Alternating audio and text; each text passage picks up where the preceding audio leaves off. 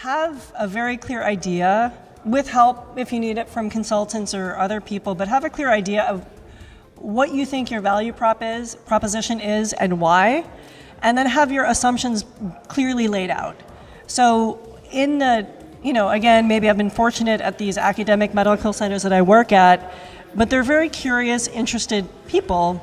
And so if you're going in there saying, hey, I think I've got this thing, and I think this thing that I've got could be useful to you for these reasons, can we talk about it?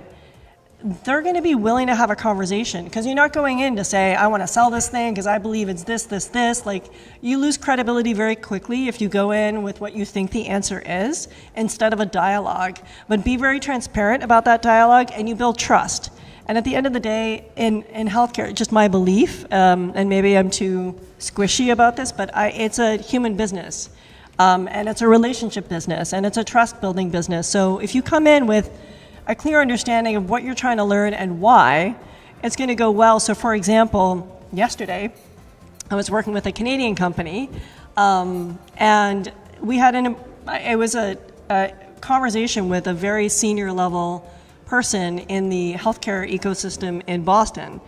And in coaching the company, they wanted to give a pitch to this senior level person. And I said, don't give a pitch, have a conversation. They're coming in to have a dialogue about what could be possible. The healthcare system is enormously broken, and they want to fix it. They care, they're mission-driven people. But if you come in with a pitch, there's no conversation.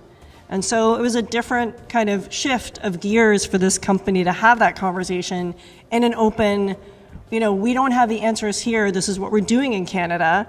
What do you think resonates for you in the States? And it's a different conversation than, we've got this CPT code, we've got this reimbursement. It was a different dialogue. I think that's incredibly, that's an incredible point, and something that's not intuitive.